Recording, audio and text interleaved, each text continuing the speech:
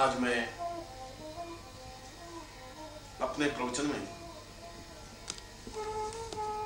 गुरु तत्वों पर थोड़ा प्रकाश डालूंगा।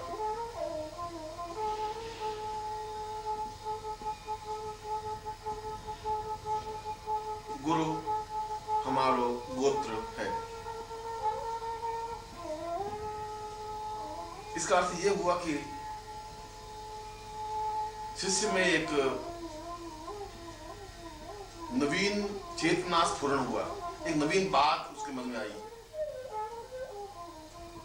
उसके मन में यह भावना आई कि अगर मैं केवल गुरु को प्रणाम करता हूं या उसका वंदन करता हूं या उनकी पूजा अर्चना करता हूं या उनको भोग लगाता हूं या उनका दीपक प्रज्वलित करता हूं या गुरु मंत्र का जाप करता हूं,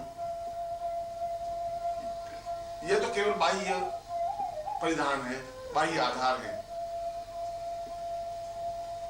इसकी अपेक्षा तो मैं स्वयं अपने आप को पूर्ण रूप से समर्पित कर दूं, यह बहुत बड़ी बात है। और अपने आप को पूर्ण रूप से समर्पित करने की पहली क्रिया है कि न मेरा शरीर का अस्तित्व रहे, न मेरे प्राणों का अस्तित्व रहे, न मेरे रक्त का अस्तित्व रहे, न मेरे जीवन का अस्तित्व रहे। जब कोई अस्तित्व ही नहीं, जहां मैं अपने आप को पूरी तरह से मिटा दूं, विसर्जित कर दूं। और शिष्य तो यहां तक सोचता है कि मैं अपने कुल को समाप्त कर दूं, कुल की भी जरूरत नहीं रखूं। मुझे आवश्यकता नहीं है कि मैं किस कुल में जन्म लिया है और मैं किस वंश का हूं।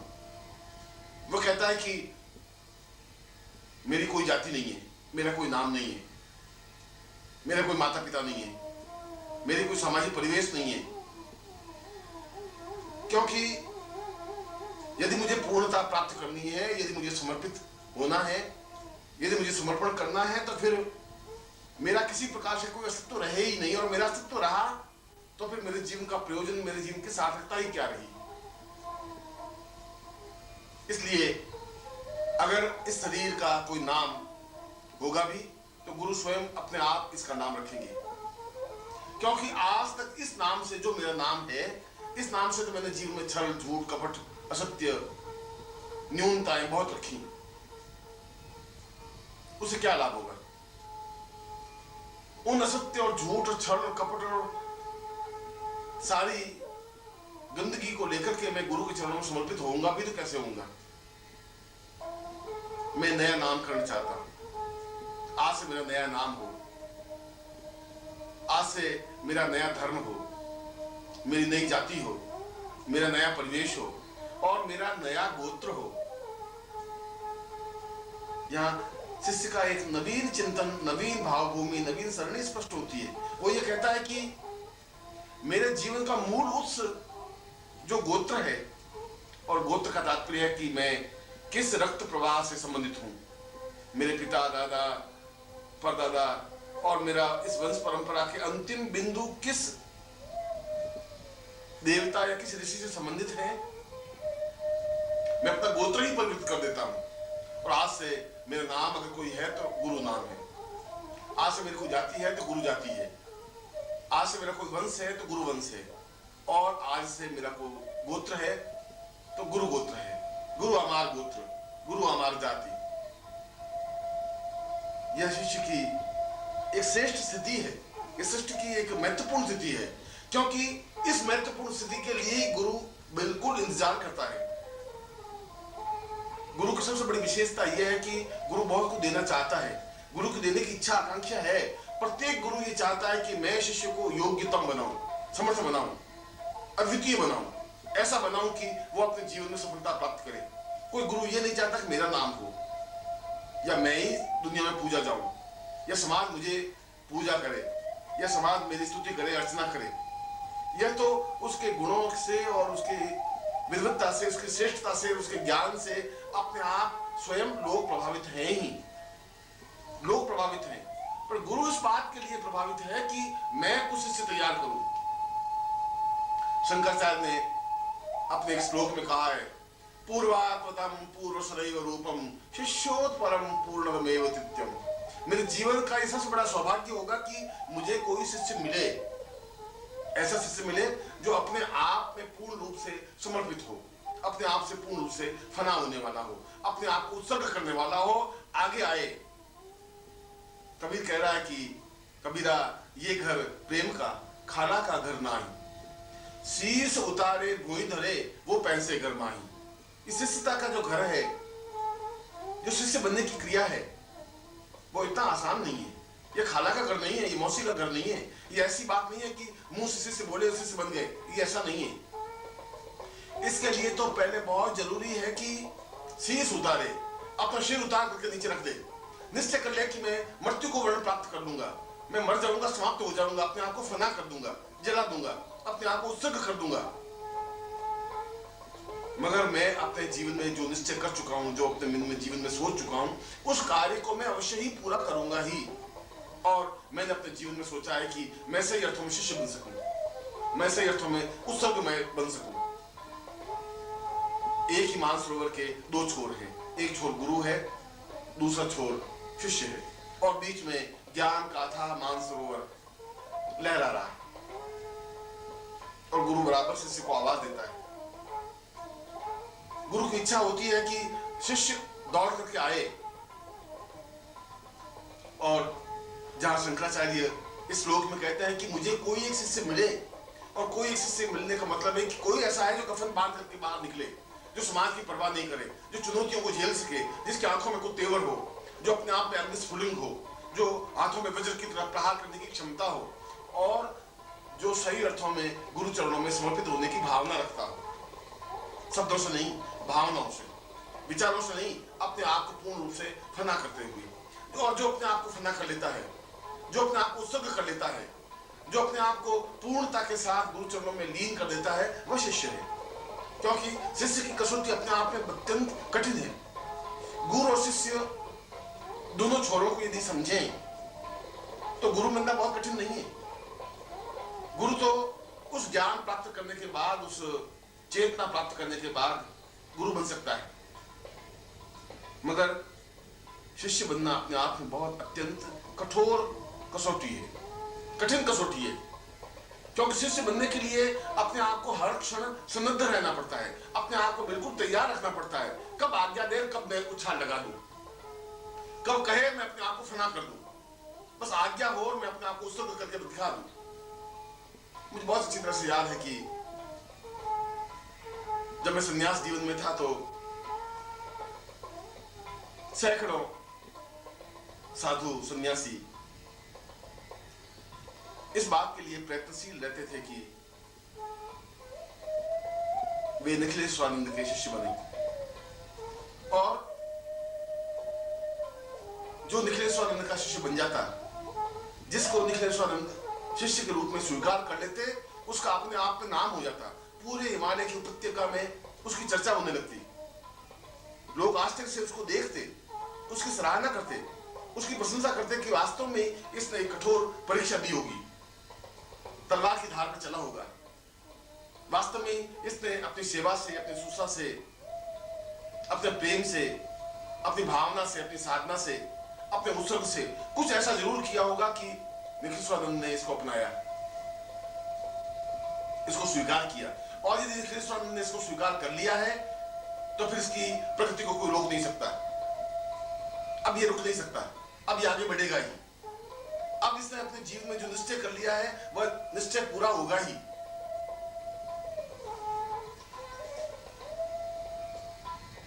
और इसी प्रकार उन सैकड़ों सन्यासियों, योगियों, साधुओं में से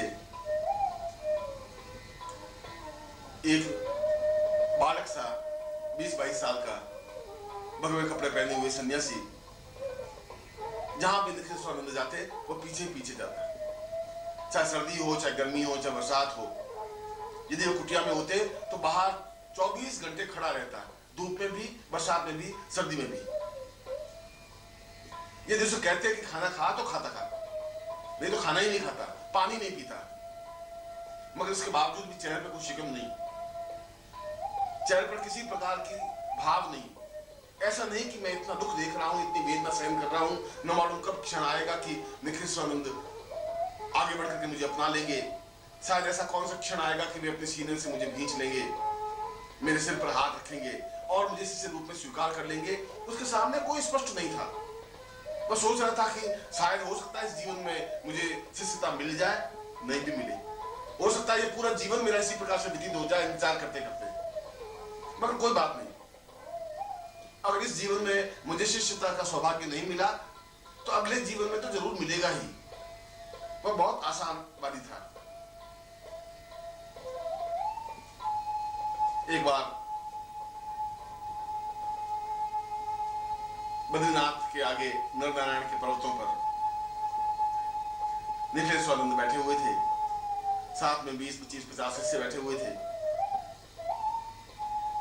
और वह कहीं दूर से दौड़ता हुआ हाँफता हुआ आया और आकर के साष्टांग दंडवत किया, खड़ा हो गया। निखिलेश्वरानंद ने उसे क्षण के लिए देखा और एहसास किया कि पिछले 2 साल से बराबर ये छाया की तरह पीछे ही पीछे घूम रहा है। निखिलेश्वरानंद ने अपने पास बुलाया और कहा कि क्या तुम वास्तव में शिष्य बनना चाहते हो? क्या तुम वास्तव में ही शिष्य बनकर के कुछ सीखना चाहते हो? क्या वास्तव में तुम आज्ञा पालन करोगे? उसने अत्यंत विनम्रता पूर्वक कहा कि पिछले 2 साल में पहली बार मुझे सौभाग्य मिला है कि आपने मुझे बुलाया, मुझसे बातचीत की और ये मेरा परम सौभाग्य होगा कि आप मुझे आज्ञा दें। आप आज्ञा दें, मैं आपको आज्ञा पालन करके दिखाऊं। शायद निखिलेश्वरानंद को कौतूहल सूझा या क्या चिंतन किया, क्या विचार किया और वे पहाड़ की ऊंची चोटी पर बैठे हुए थे और जहां चोटी थी वहीं एक तरफ गहरा खड्ड था, गहरी घाटी थी। एक सेकंड के लिए निखिलेश्वरानंद ने उस घाटी की तरफ देखा और उसको पूछा कि क्या तुम इस पहाड़ पर से इस घाटी में छलांग लगा दोगे?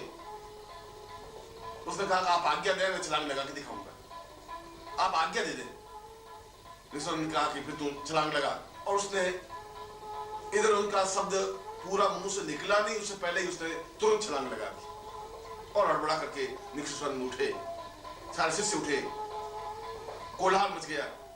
एक जवान लड़के ने आत्महत्या कर दी, प्राण चेतना खत्म कर दी, दौड़े और आधा मील नीचे तक उस घाटी को पार करके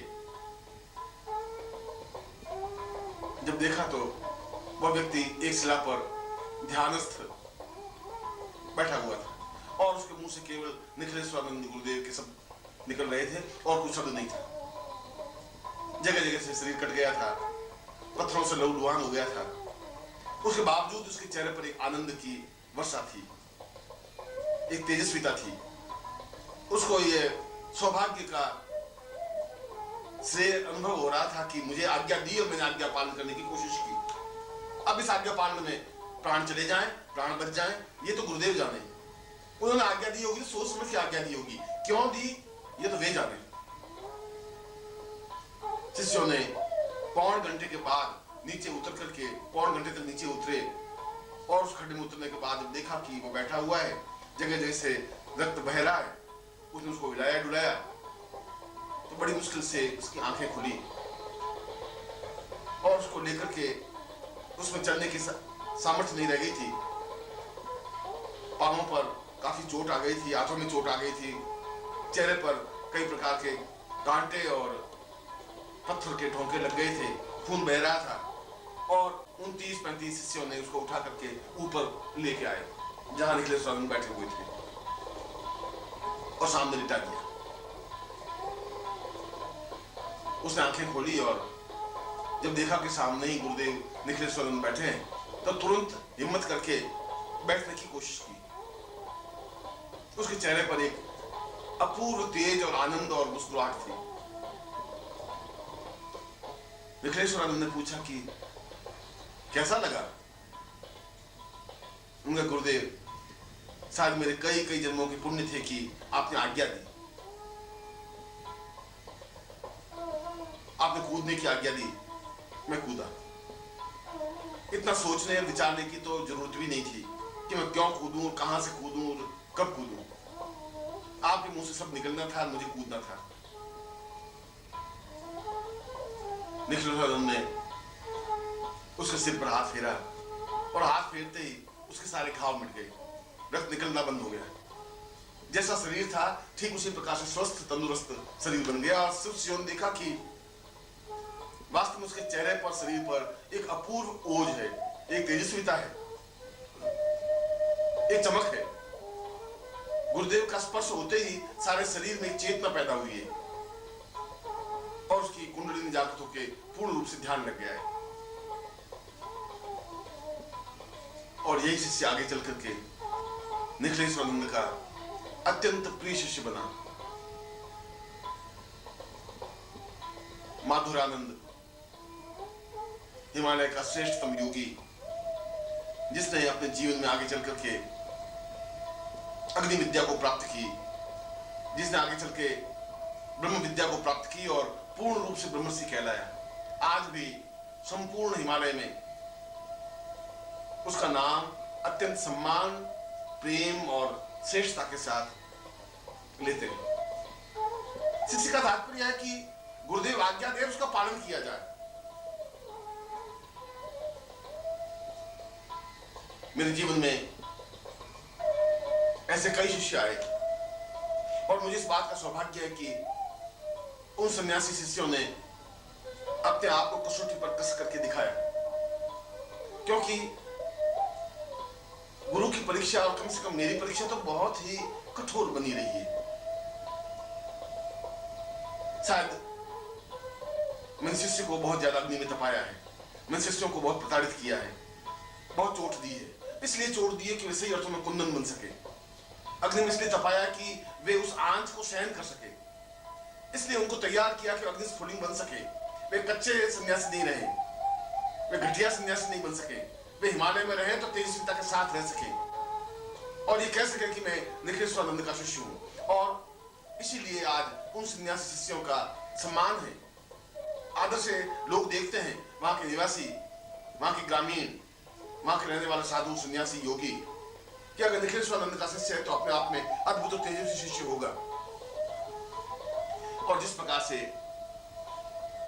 सन्यासी शिष्य अपने आप में अद्वितीय रहे हैं, गृह शिष्यों पर भी मुझे गर्व रहा है। ये अलग बात है कि उनकी अपनी सीमाएं रही हैं, ये अलग बात है कि वे उस रूप में समर्पित नहीं हो पा रहे हैं, ये अलग बात है कि उनमें फना होने की उतनी कला नहीं है, ये अलग बात है कि वे उस तरीके से ग्रहण नहीं कर पाते।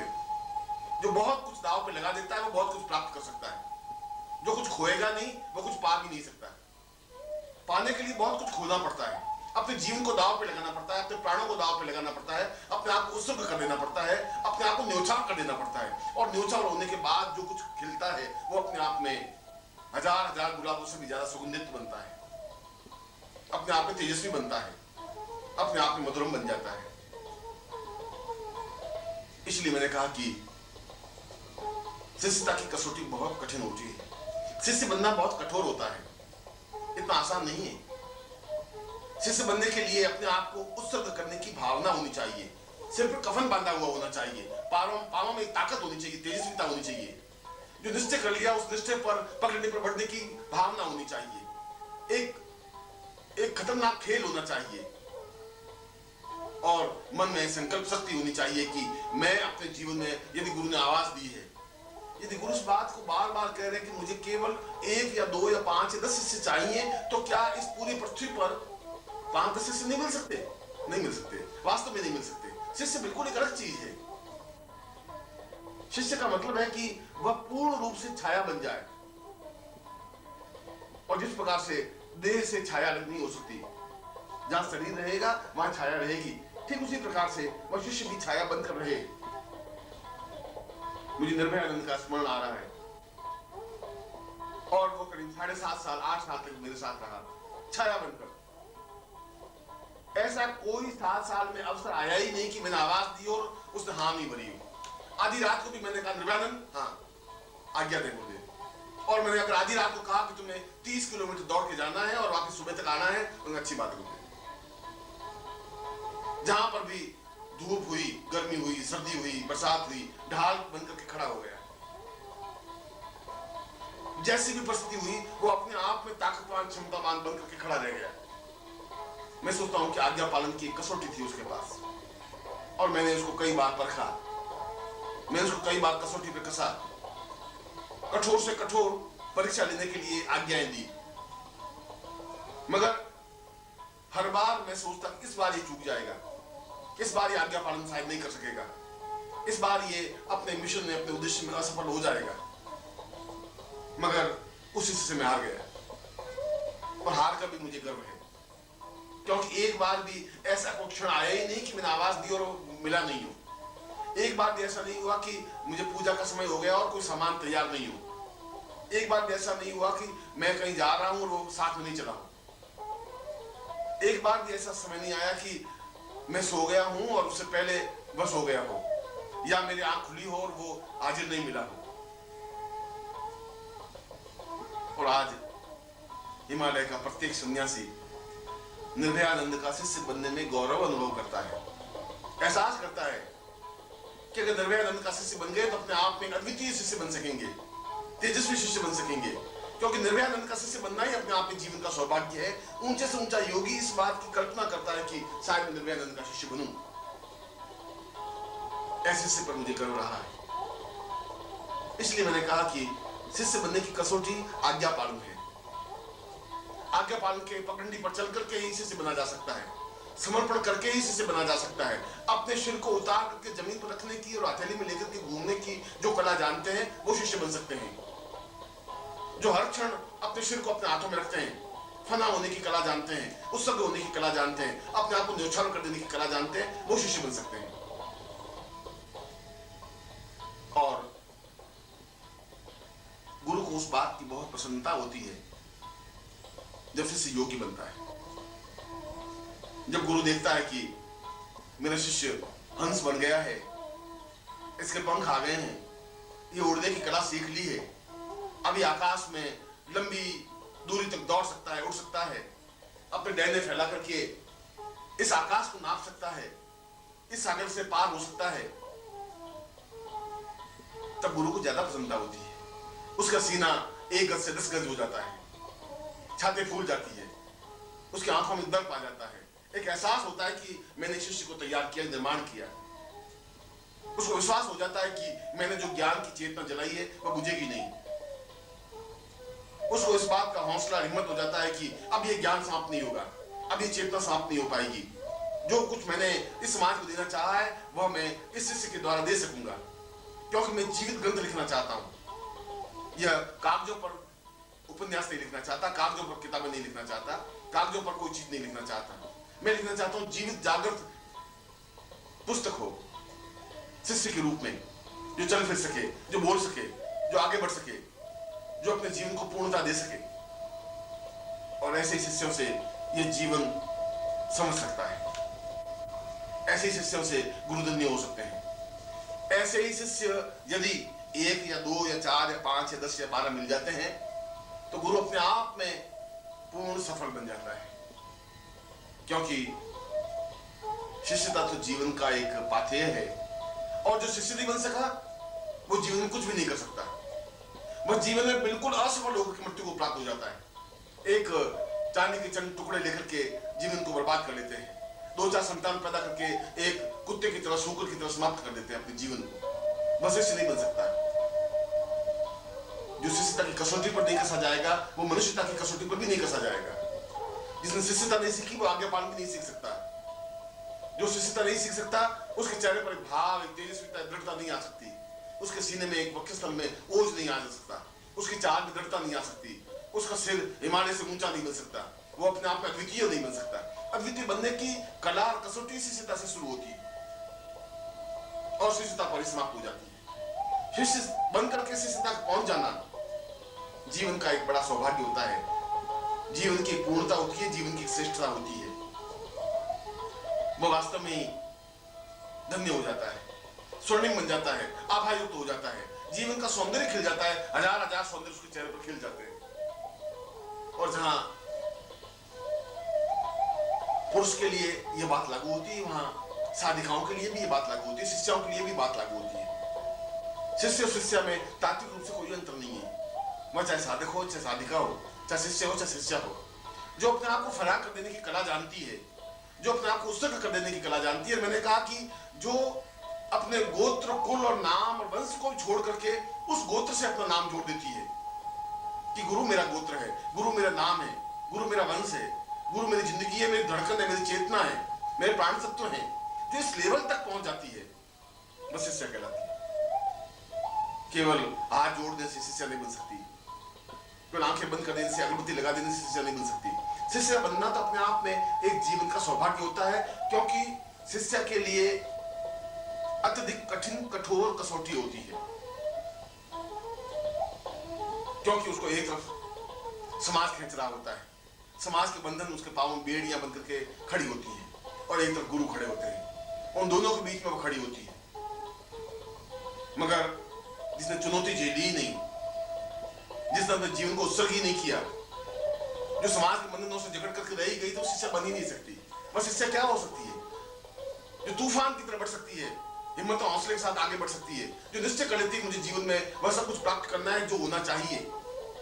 क्या होगा एक पति मिलकर के, क्या होगा एक पिता मिलकर के, क्या होगा समाज मिलकर के, क्या होगा 4 से संतान पैदा करके, वह तो हजारों लाखों समाज के स्त्रियों ने पैदा किए हैं। मैं कुछ ऐसा करना चाहती हूँ जो अपने आप में अद्वितीय हो, तभी वह मीरा बन सकती है, तभी वह राधा बन सकती है, तभी तो उसका नाम गली गली मोहल्ले में उसका परिचित नाम हो सकता है, जो इस बात को कहे कि सूली ऊपर सहज पिया की किस विधि मिलनो होए।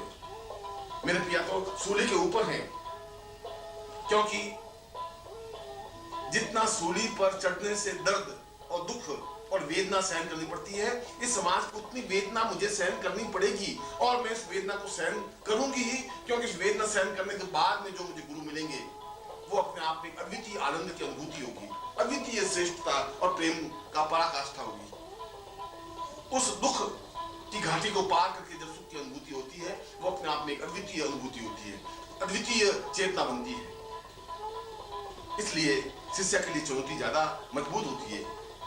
शिष्यता के लिए और शिष्य के लिए अपने आप में ज्यादा ताकत, ज्यादा क्षमतावान चाहिए। और मुझे अपने जीवन में जहां शिष्य मिले, ऐसे शिष्य मिली, यह मेरे जीवन का सौभाग्य है। मुझे श्रेष्ठतम गुरु मिले, श्रेष्ठतम शिष्य मिले, श्रेष्ठतम शिष्या मिली, प्राण चेतना मिली, जीवन के सौभाग्य मिले, और मुझे उन सब पर गर्व है। प्रश्न ये नहीं है कि हम क्या सीखें, प्रश्न यह भी नहीं है कि साधना का मूल उत्सव, मूल मर्म क्या है। साधना बहुत छोटे लेवल की चीज है। जब आदमी अ आ ई सीखना चाहता है बालक, साधना कुछ वैसी चीज है जिस प्रकार से बालक अगर अ आ ई सीख लेता है तो दीवारों पर, स्लेट पर, जमीन पर, रेत पर चारों तरफ लिखने की कोशिश करता रहता है, क्योंकि वो ये बताना चाहता है कि मैं अ आ ई सीख गया हूं। जिसका मन दिग्भ्रमित है वह भी इसी प्रकार से जब एक मंत्र प्राप्त हो जाता है, एक साधना प्राप्त हो जाती है, तो चारों तरफ उसको बिखेरता रहता है, बताता रहता है कि मैंने बगलम की साधना सिद्ध की है या बगलम की साधना कर रहा हूं। इससे तो कुछ नहीं हो सकता। यह जीवन की श्रेष्ठता का उपाय नहीं है, यह तो प्रारंभिक बिंदु है। जीवन की श्रेष्ठता तो साधना से आगे बढ़ने की क्रिया है। यद्यपि साधना जीवन का आवश्यक तत्व और धर्म है, क्योंकि साधना के माध्यम से हम अपने जीवन के सारे प्रयोजन पूरे करते हैं। हमारे जीवन की जो भी इच्छाएं हैं उन्हें हम संपन्न करते हैं, पूरी करते हैं। मगर जीवन की समस्याओं को सुलझाना एक अलग चीज है, और अपने आप को पूर्णता तक पहुंचा देना बहुत अलग चीज है। जीवन में धन, यश, मान, पद, प्रतिष्ठा एक तस्कर के पास भी हो सकती है, एक चोर के पास भी धन हो सकता है, एक घटिया आदमी के पास भी बहुत सुख सुविधाएं की सामग्री हो सकती है, मगर इससे उसकी महानता नहीं बनती। चोर आखिर चोर ही रहेगा। किसी वैश्या के पास 5 करोड़ रुपए होने से वो समाज में कुल वधु नहीं बन सकती। कुल वधु बनने के लिए उसके जीवन में पूर्णता आवश्यक है, और व्यक्तिगत जीवन की पूर्णता साधना के माध्यम से प्राप्त नहीं हो सकती। व्यक्तिगत जीवन की पूर्णता तो शिष्य बनने से आ सकती है। साधना तो प्रारंभिक बिंदु है, और प्रारंभ में हम चाहे साधना संपन्न करें, चाहे मंत्र जाप करें, चाहे आंख बंद करें, यह तो एक प्रारंभिक प्रकार हुआ। जब हम कुछ नहीं कर सकते तो साधना कर सकते हैं। मगर जो साधना क्षेत्र से आगे बढ़ते हैं, जिनके मन में कुछ हौसला है, हिम्मत है, वे गुरु साधना संपन्न करते हैं। गुरु की तांत्रिक साधना, गुरु की मांत्रिक साधना, गुरु की पाशुपतास्त्रीय साधना, गुरु की चैतन्य साधना, उन चारों साधनाओं को संपन्न करने पर वो उस जगह खड़ा होता है जहां से शिष्यता प्रारंभ होती है, जहां वो एहसास कर सकता है कि अब मैं उस शिष्यता के पथ पर आगे बढ़ रहा हूं। हर क्षण उसके मन में एक ही चिंतन रहता है, एक ही विचार रहता है कि मैं गुरु को किस प्रकार से प्रसन्न करूं, किस प्रकार से उसकी इच्छाओं की पूर्ति करूं, मैं क्या करूं जिससे गुरु जीवन में सुख और सुविधा प्राप्त कर सके। मैं उनके हृदय में अपने आप को स्थापित करना चाहता हूं, किस प्रकार से स्थापित करूं। इसके लिए बार बार जाए, उनके पास बैठे, उनका चिंतन करे, उनका विचार करे। क्योंकि जो जीवन में यदि गुरुता प्राप्त करनी है, यदि गुरुत्व प्राप्त करना है, यदि शिष्यता की कसौटी पर खड़े होना है, तो फिर उसको पंख फैलाने होंगे। जो पंख समेट करके बैठेगा, एक दिन पंख उसके टूट जाएंगे। जो उड़ना भूल जाता है, वो जीवन में कुछ कर नहीं सकता। आनंद तो ऊपर आकाश में उड़ने में है। यद्यपि एक अच्छे तोते को, बहुत सुंदर तोते को अगर चांदी के पिंजरे में बंद भी कर दें और उस पिंजरे में वो रहे, वह पिंजरा भी चांदी का है और रोज उसको अनार के दाने खाने को मिल रहे हैं, हरी मिर्च खाने को मिल रही है, उसके पैरों में सोने के छोटे छोटे घुंघरू बंधे हुए भी हैं,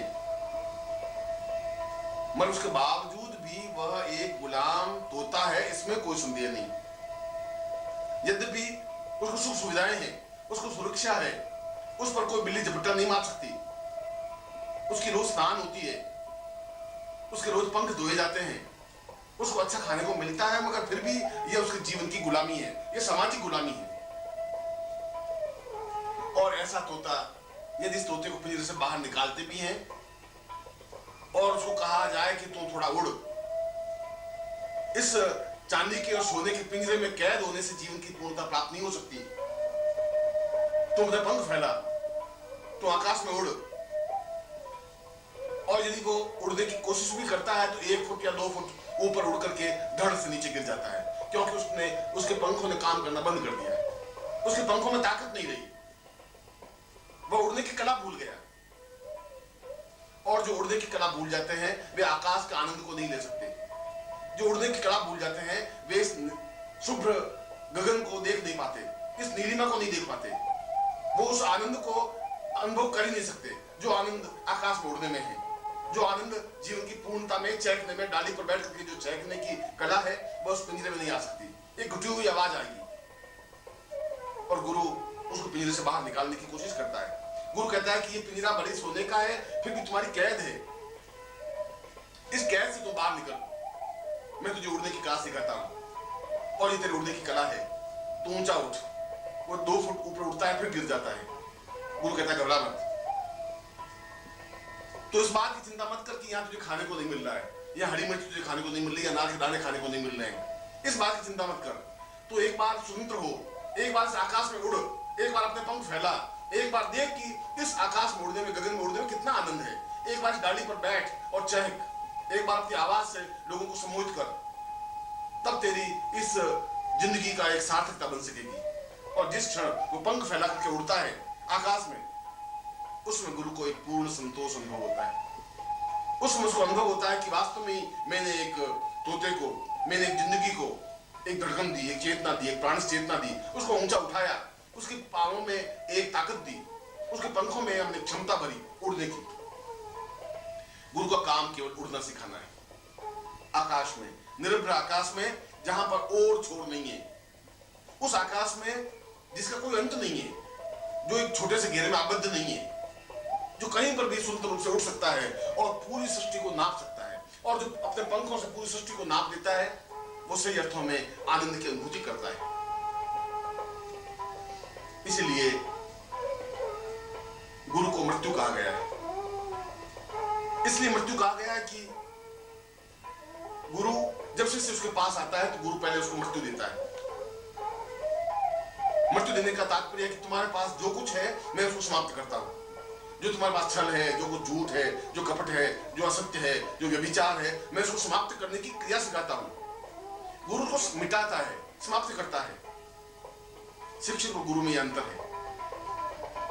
शिक्षक उसको भरता है, उसको गणित सिखाता है, उसको बॉटनी सिखाता है, उसको फिजिक्स सिखाता है, उसमें और ज्ञान भरने की कोशिश करता है जो कि उसकी आजीविका के लिए आवश्यक है, मगर गुरु को खाली करता है।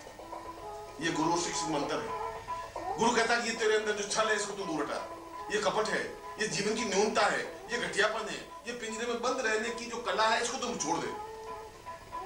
जो अपने आप को तुम सुरक्षित अनुभव कर रहा है ये सुरक्षित नहीं है, इसमें आनंद नहीं है, इसमें तृप्ति नहीं है, इसमें चहक नहीं है, इसमें उड़ने की कला नहीं है। इसलिए गुरु मृत्यु को देता है, मार देता है, समाप्त कर देता है, और समाप्त करके जो कुछ नया उगता है वो अपने आप में शिष्टता होती है, वो अपने आप में जीवन की पूर्णता होती है। ये जीवन का सौभाग्य मिले कि हम गुरु के पास जाएं और गुरु में मिटा दें। कोई ऐसा क्षण आए कि हम गुरु के चरणों में जाएं, वो हमें मृत्यु को दे दे, हमारे इस व्यभिचार की मृत्यु, हमारे दुखों की मृत्यु, हमारे कष्टों की मृत्यु, हमारी पीड़ाओं की मृत्यु। ऐसा क्षण तो आए, ऐसा सौभाग्य तो प्राप्त हो कि हम उनके चरणों में बैठे और वो हमें मृत्यु और माम अमृतम गमय, उस मृत्यु से अमृत्यु की ओर आगे अग्रसर करे, उस पगडंडी पर हमें प्रेरित करे जहां अमरता का रास्ता है। इसलिए तो गुरु को एक मिटाने की कला करने वाला कलाकार बताया गया है। इसलिए तो गुरु को आकाश मोड़ने की कला सिखाने वाला गुरु कहा गया है। इसलिए तो एक मामूली से सावक को, एक मामूली से बच्चे को कुलाचे भरना गुरु सिखा देता है। गुरु बता देता है कि ये पूरा जंगल तेरा है, इस जंगल में अगर तू कुलाचे नहीं भरेगा तो ये जंगल अपने आप में मुरझा जाएगा और तेरे पांव में ताकत खत्म हो जाएगी, और जिस दिन तेरे पांव में ताकत नहीं रही उस दिन तुम्हें कोई भी झपट्टा मार देगा, उस दिन मृत्यु तुम पर हावी हो जाएगी।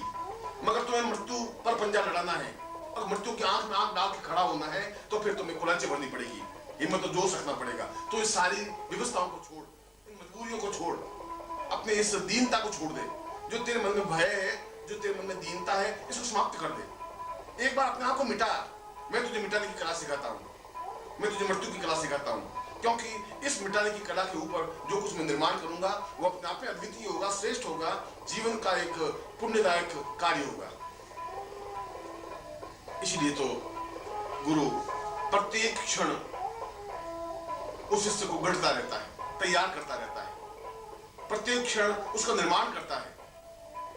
जिस प्रकार से कुम्हार एक मिट्टी के घड़े को माटी से मिट्टी का घड़ा बनाने में भीतर भीतर सहज के बाहर बाहर चोट, भीतर बिल्कुल हाथ रखता है जिससे कि उस घड़े को नुकसान नहीं पहुंचे, तकलीफ नहीं हो, और बाहर उस पर चोट करता रहता है, इसलिए कि वो तैयार हो जाए, इसलिए कि वो आगे जाकर घड़ा बने, इसलिए कि आग में जल करके, आग में पक करके वह पूरे कलश का रूप धारण करे, घड़े का रूप धारण करे। इसलिए करे कि उसमें जो जल भरा जाए वो ठंडा रहे, इसलिए कि कल वो घड़ा 1000 लोगों की प्यास बुझा सके। जो किसी की प्यास नहीं बुझा सके उसके जीवन की सार्थकता बेकार है। जो किसी को आनंद नहीं दे सके वह शिष्य क्या बनेगा, वो मनुष्य भी क्या बनेगा। जो शिष्य नहीं बन सकता वो मनुष्य भी नहीं बन सकता। देवता बनना तो बहुत दूर की बात है। देवता बनने के लिए, साधक बनने के लिए, पूर्ण रूप से मनुष्य बनने के लिए, पुरुष बनने के लिए, पुरुषोत्तम बनने के लिए जरूरी है कि वो शिष्यता की उस पगडंडी पर खड़ा हो। वो पगडंडी चाहे टेढ़ी मेढ़ी हो, वो पगडंडी चाहे कांटों से भरी हुई हो, ये कोई जरूर नहीं है कि तुम जिस पगडंडी पर बढ़ो उसमें फूल खिले हुए हो, और जिस फूल खिले हुए हैं उस पर तो कोई गठिया से गठिया आदमी भी चल देगा, उसमें ताकत और साहस और क्षमता की जरूरत नहीं है। जो अनजान रास्ते पर आगे बढ़ता है, शेर अपना रास्ता खुद चुनता है, और जो खुद चुन करके रास्ता बनाता है उसके शेर कहते हैं। और शिष्य अपना रास्ता खुद चुनता है, गुरु के पास जाता है, गुरु उसको सहेजता है, उसके सिर पर हाथ रखता है, उसको गुरु मंत्र देता है, उसको दीक्षा देता है, और दीक्षा देकर के उसमें प्राण चेतना भरता है। एक ऐसी आग, एक ऐसी चिंगारी, एक ऐसी चेतना भरता है कि वो अपने आप में पूर्ण पुरुष बनने की क्रिया की ओर अग्रसर हो जाता है। और जब वो आगे की ओर अग्रसर होता है तब मनुष्यता का पहला पग भरा जाता है, तब पहली बार इंसान जन्म लेती है, तब पहली बार वसंत खिलता है, तब पहली बार उसको एहसास होता है कि जीवन का आनंद क्या है, जीवन की सार्थकता क्या है, जीवन का प्रेम क्या है, जीवन का मूल्य और जीवन का रहस्य क्या है। उस रहस्य को समझने के लिए ये जरूरी है कि एक दुर्गंध युक्त वायु के झोंके को वह वसंत बना देता है। एक मामूली से पोखर में पड़े हुए पानी को बाष्प बना करके, गर्मी दे करके उसको ऊंचा उठाता है, बादल बना देता है, और वो बादल आगे जाकर के जब बरसता है तो गंगा नदी बनती है, जो हजारों करोड़ों लोगों की प्यास बुझाती है। उस गंगा नदी की सार्थकता है, उस गंगा नदी की पूर्णता है। उस पोखर के पानी को गंगोत्री बना देना गुरु के हाथ की बात है। गुरु ऐसा कर सकता है और किसी के हाथ की बात नहीं है। गुरु उस पोखर को भी एक स्वर्णिम गंगा बना देगा, उस घटिया सुगंध को भी, उस हवा के झोंके को भी एक पवन बना देगा, एक वसंत बना देगा। एक मामूली से इंसान को वह एक तेजस्विता युक्त शिष्य बना देगा।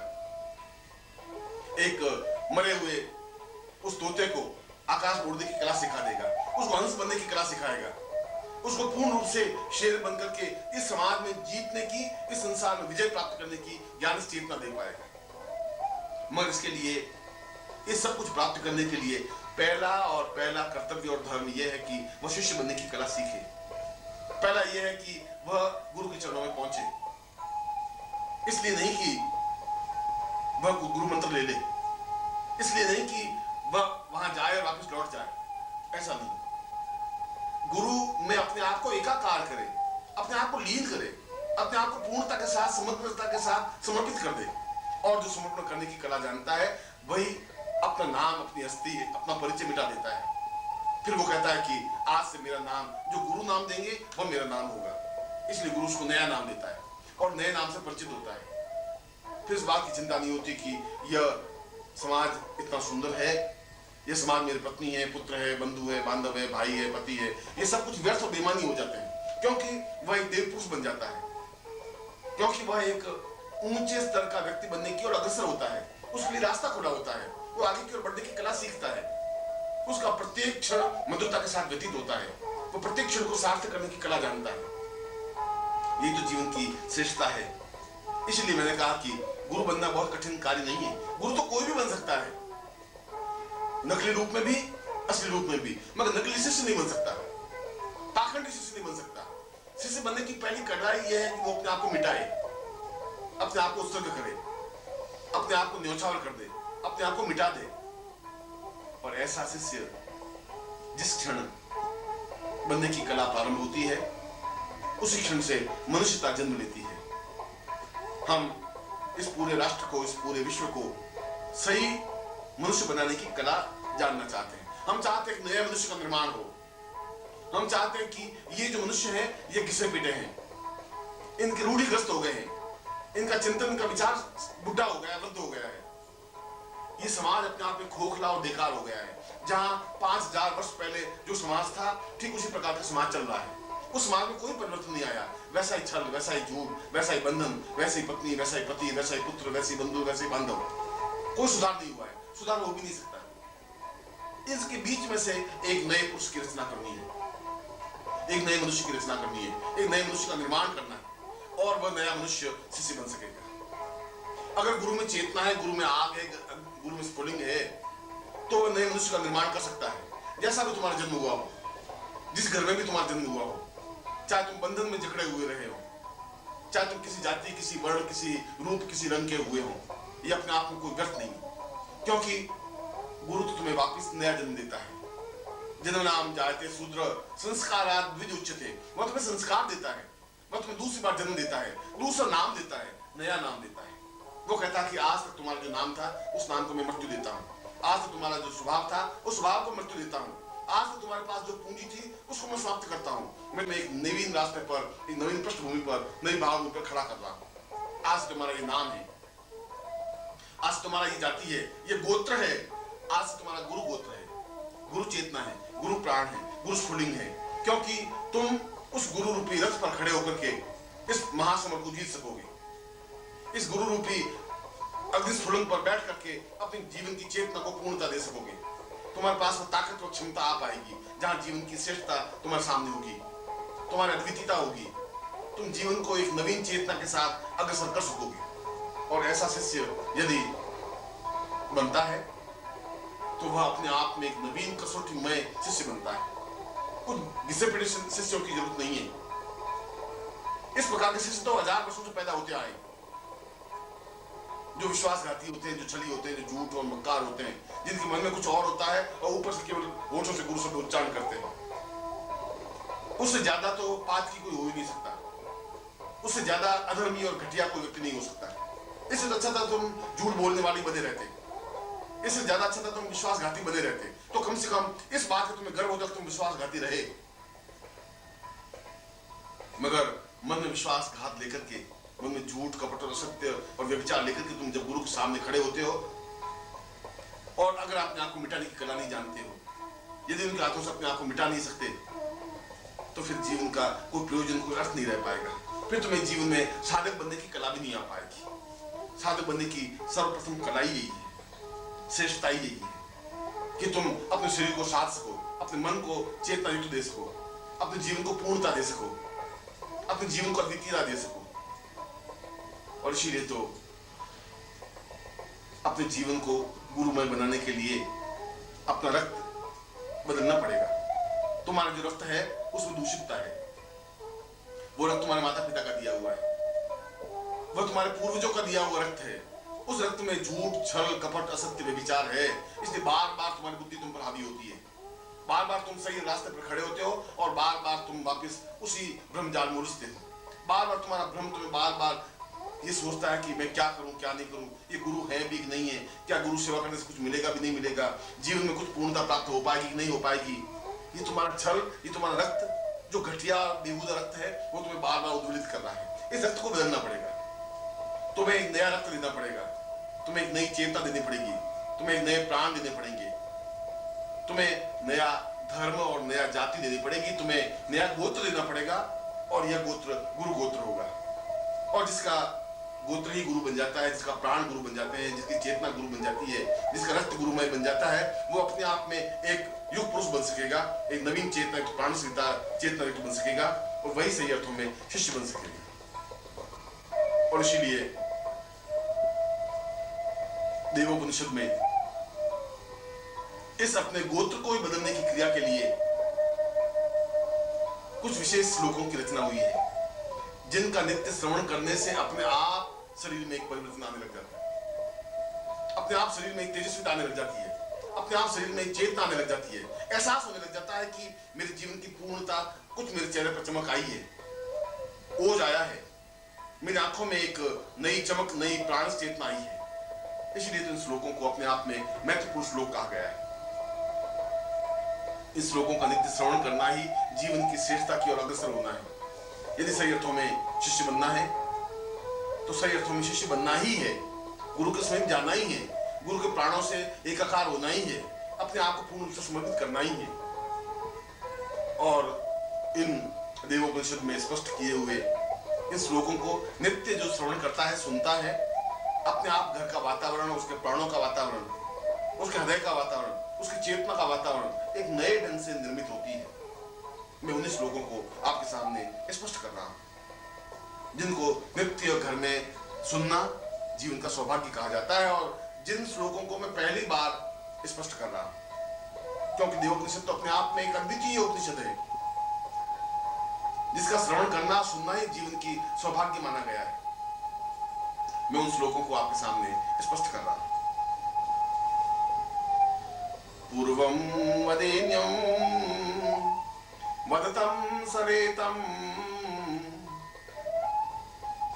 श्रीमानरेशं गुरुवै परेशं गुरुर्वै प्रणम्यं सदैवं प्रणम्यं गुरुर्वै गुरुर्वै गुरुर्वै नमामि अचिन्त्य रूपं भवनेकरूपं प्राणोच्छ्वासं प्रहितं सदैव आत्मा स्वरूपं अपरेयजेयं गुरुर्वं गुरुर्वं गुरुर्वं नमामि न जानामि पूर्वं न मन्त्रं न तन्त्रं न योगं न क्षेमं पुरुषं वदेन्यं न जानामि वित्तं प्रहितं प्रदेयं गुरुर्वै गुरुर्वै गुरुर्वै नमामि सनाथो न चिन्त्यं च ब्रह्मं स्वरूपं विष्णुश्च रुद्रं सहितं सदैव ज्ञानेव मूर्तवदतं भवनित्यरूपं गुरुर्वं गुरुर्वं गुरुर्वं नमामि अहोभावरूपं महिशान्तरूपं शान्तस्वरूपं विष्णुस्वरूपं चैतन्यरूपं परं मदेवं गुरुर्वै गुरुर्वै नमामि आहारोपनित्यं भवोच्छावनित्यं सहेत्थाननित्यं भवतं सदेय अपारो परे पूर्वमदेव नित्यं गुरुर्वै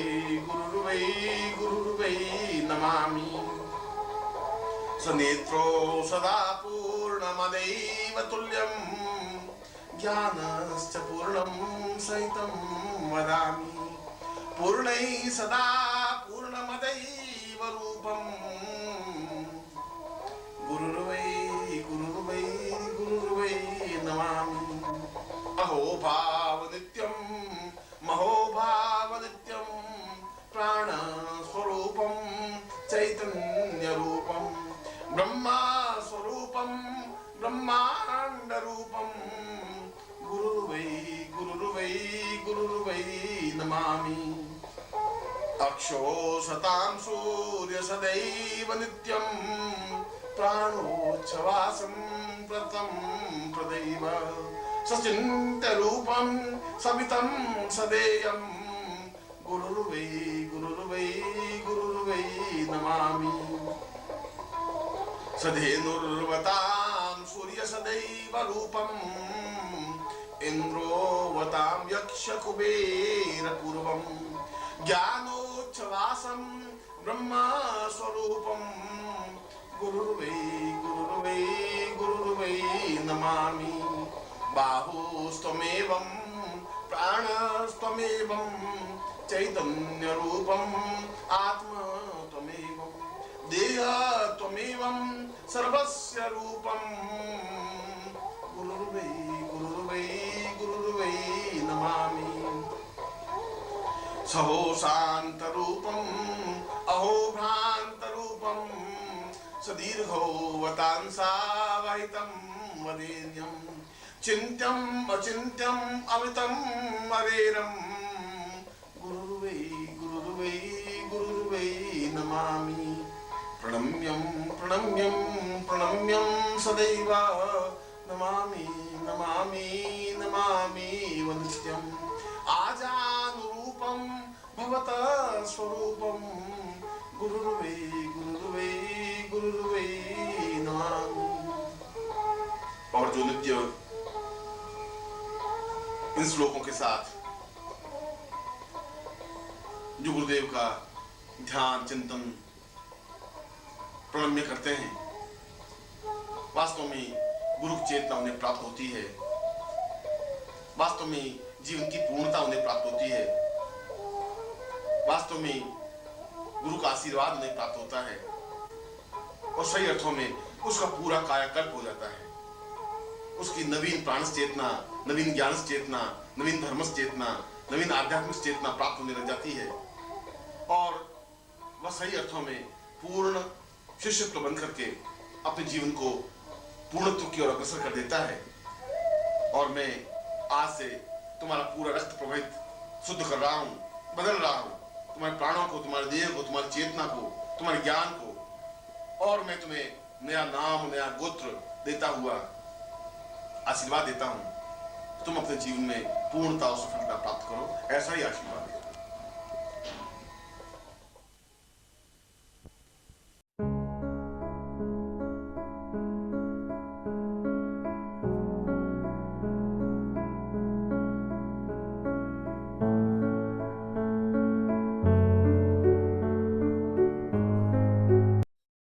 ओम परम तत्वाय नारायणाय गुरुभ्यो नमः। ओम ह्रीं मम प्राण देह रोम प्रतिरोम चैतन्य जागृय ह्रीं ओम नमः। ओम भूर्भुवः स्वः तत्सवितुर्वरेण्यं भर्गो देवस्य धीमहि धियो यो नः प्रचोदयात्।